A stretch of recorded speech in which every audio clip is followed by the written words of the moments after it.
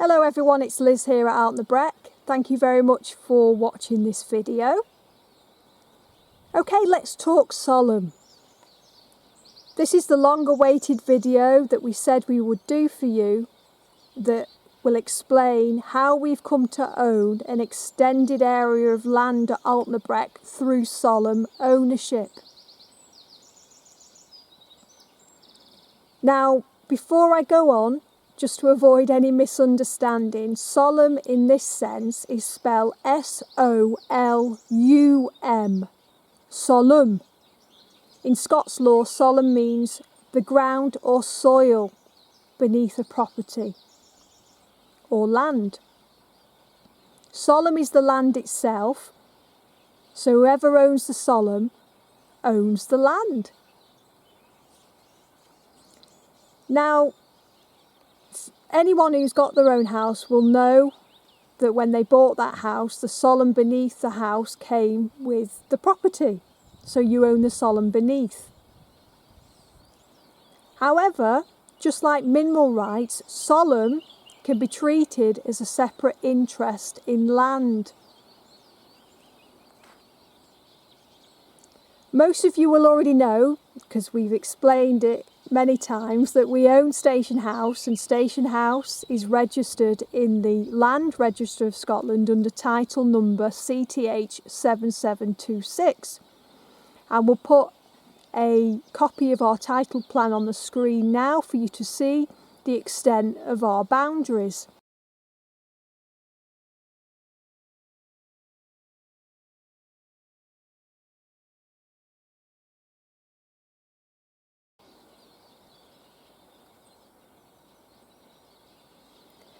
Now, the solemn ownership that came with Station House was granted in a prior disposition.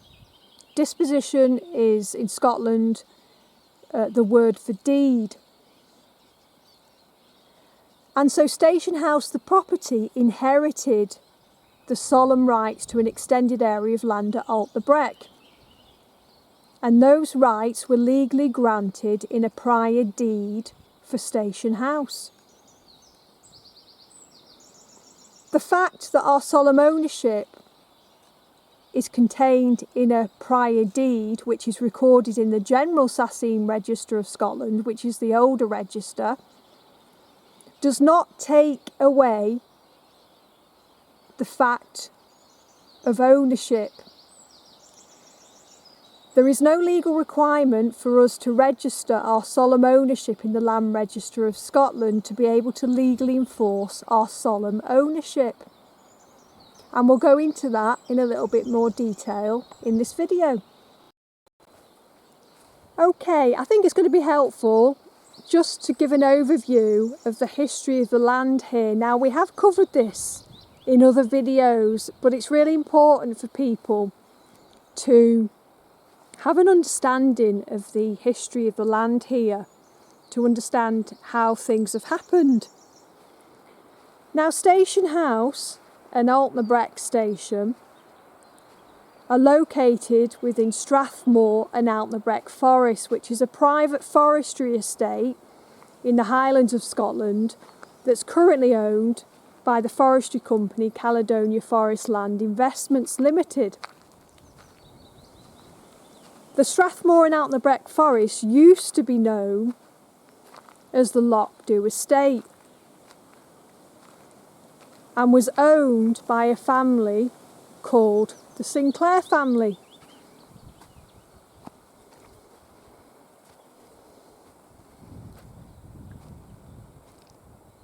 Approximately 5 miles of the Far North Railway line passes through the Strathmore and Altnabreac Forest. For people who aren't from Scotland, the Far North Railway line links Inverness to Thurso and Wick in the Highlands and is the northernmost railway in the UK.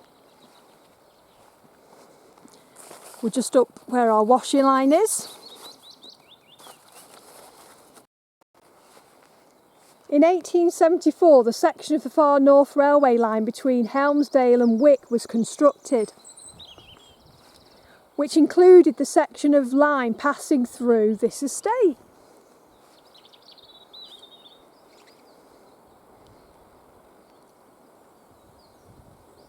In 1874, most of the land in Caithness in the Highlands was owned by the Sinclair Thurso family. If anybody has watched the film The Da Vinci Code, you will be familiar with Rosslyn Chapel, which features in the film. Rosslyn Chapel is 7 miles from Edinburgh city centre and was founded in 1446 by Sir William St Clair. The St Clair family came from France and became known as the Sinclairs, who settled in Scotland, but I digress.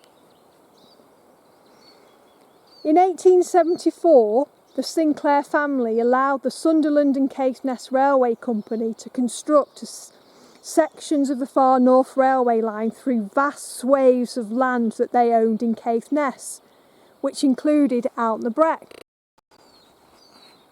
Around the same time, Altnabreac station was built. And at that time, there was a platform on the south side of the railway and on the north side over there. I'm not sure exactly when Station House was built and used by the station master. I think it was around the same time, in 1874. In 1969, the British Railways Board was the railway company operating upon and using the land at Altnabreac. At this time, the hereditable proprietor of the land, the estate, which was then known as the Lochdew Estate, was Sir Robin MacDonald Sinclair. In 1969, British Railways Board transferred Station House, the building, to Robin Sinclair. However, it's important to note that Robin Sinclair was the hereditable proprietor of the land, and the British Railways Board was transferring or conveying the building Station House, the bricks and mortar, to Robin Sinclair because it was their asset. But the British Railways Board didn't own the land itself. Robin Sinclair did. In 1979, Robin Sinclair, as the hereditable proprietor of the Lochdew Estate, he held the absolute right in the land itself. And as the owner of the land, he transferred his estate to his son, John Archibald Sinclair. Just to give you a little bit of background about Sir Robin MacDonald Sinclair. Robin Sinclair was the second Viscount of Thurso. In his youth he attended Eton College, and he was a Scottish landowner businessman, and he was a Liberal Party politician. Bearing in mind that Robin Sinclair was a Scottish politician, I would think he would have known ahead of time the government's plans to bring in the abolition of feudal land tenure in Scotland. Therefore, I would think Mr. Sinclair's priority would have been to protect his family's interest in the land which he was passing on to his son. Given Mr. Sinclair's status in society, he would undoubtedly have used the best conveyancing solicitor in Scotland at that time to draw up the deed. Okay, now we're going to examine the 1979 deed, and this deed is between Robin MacDonald Sinclair to John Archibald Sinclair, and it was recorded in the General Sassoon Register of Scotland in July in 1979. Now, before I start, I just want to make it clear that I'm not professing to be a Scottish property expert. I'm not a qualified solicitor, but I do have some legal training, and I do have an honours degree in law, albeit from an English university, but I would like to say that English property law is not radically different from Scottish property law. Now we'll turn to page 1 of the deed first, which I'll bring up on the screen now, or a section of it on the screen now.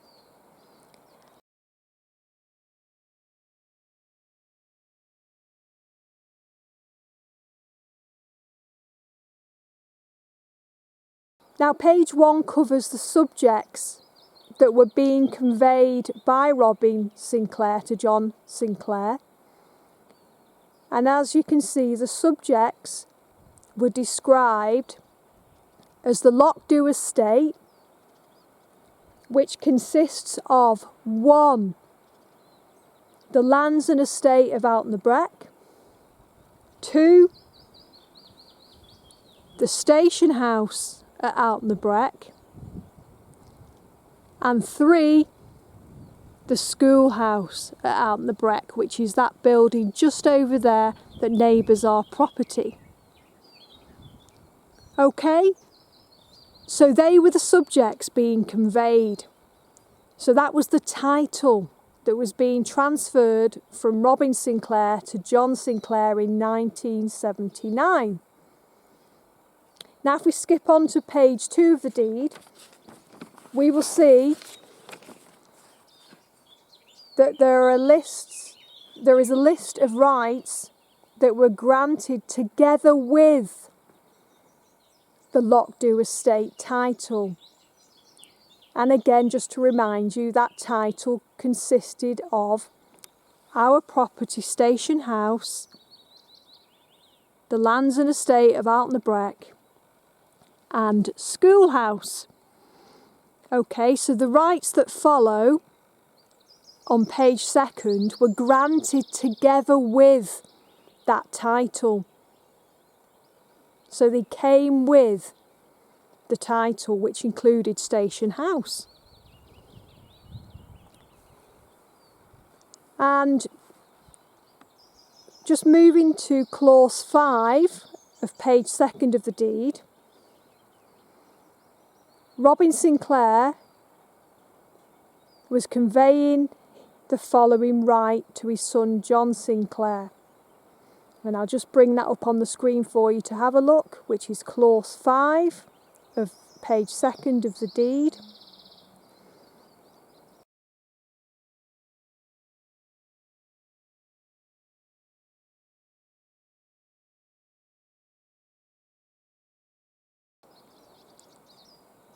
Robin Sinclair was conveying his whole right, title and interest, present and future, in and to the said subjects, including, without prejudice to the foregoing generality, such rights as I may have in A, the school at Altnabreac, and B, the railway line passing through, or ex adverso, the subjects hereby disponed, together with the solemn of the said railway line, the ground attached,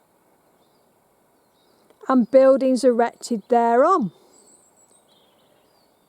Okay, so Robin Sinclair was very specific in his language, and it's clear that his intention was to convey with the subjects in 1979 his right to the railway line passing through the subjects, ex adverso, which means in opposite direction or the other side, so both sides of the railway line,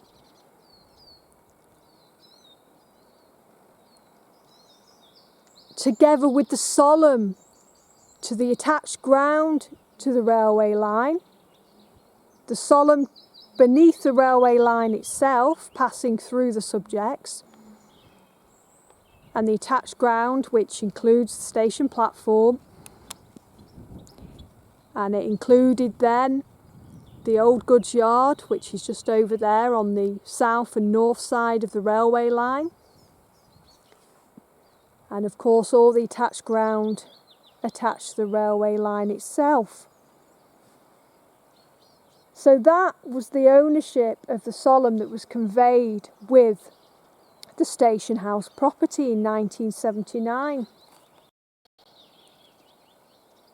And the extent of the solemn ownership to the railway line, the attached ground and the buildings erected thereon is shown in the plan annexed to the 1979 deed, which we'll just bring up on the screen for you now.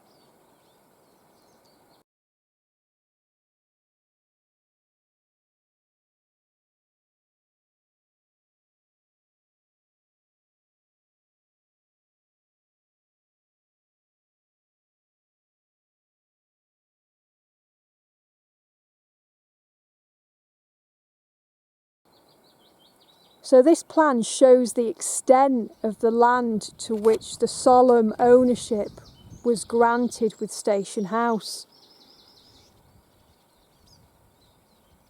So it's the railway line passing through the Lockdew estate to the extent as shown in that plan. And that's what we own. The Lockdew estate since 1969 has been split off and sold off in parts and portions and now registered to the forestry company. However, when Station House was split off from the original estate Lockdew, at no point were the solemn ownership rights reserved or accepted by any previous owners of the land. That means that they remain attached to Station House, the property. They are inherited rights that come with the property, and they cannot be uncreated. The fact that they're in a deed registered in the General Sassoon Register does not take away the ownership position, and they can be legally enforceable. There is no legal obligation for us to register our solemn ownership in the Land Register of Scotland for them to be legally enforceable, because they've already been granted with the title Station House, and the title Station House is registered already, and the rights come with the title. The fact that the deed containing our solemn ownership is not in the name of Ian is irrelevant, because the rights were granted with the property Station House, and Ian is the registered proprietor of Station House and automatically inherited the solemn ownership to the extended area of land that we've explained. As I've said earlier in this video, the rights come with the property, not a person. As Ian is the legal owner of the Station House property, the rights to the solemn, the ownership solemn rights that come with Station House that were legally granted in 1979 remain with Station House, and therefore Ian is the owner of the solemn. That is fact. If anybody's got any questions about this, feel free to ask us. But our understanding of the deed and the solemn ownership has actually been endorsed by a senior legal officer for the Register of Scotland, who confirmed to us that the solemn rights that were granted means ownership. And he explained to us that we had two options if we wanted to register the solemn ownership, although we're not legally obliged to, that they could be included in the extent of our registered title for Station House, or we could have the solemn ownership rights reflected in the title sheet. So that's been confirmed by the Register of Scotland. So I hope that explains a little bit better how we've come to own the extended land at Altnabreac that goes beyond our register title Station House. And just to confirm, we are the owners, we are the legal owners of this land at Altnabreac. We are the legal owners of this land where Network Rail has built a path unlawfully. We are the legal owners of the station platform that ScotRail has built equipment on without our permission. We are the legal owners of the private level crossing at Altnabreac. And we're the legal owners of approximately 5 miles of land upon which the railway line runs over, including all the attached ground on the south and the north side of the railway line that passes through this estate. That's what the deed says. That is the law. Okay, so that's the end of the video. I hope that explains everything better for you, and if there's any questions, please feel free to ask them in the comments section. Thanks very much, and thanks very much for all your support for those who are supporting us. Bye bye.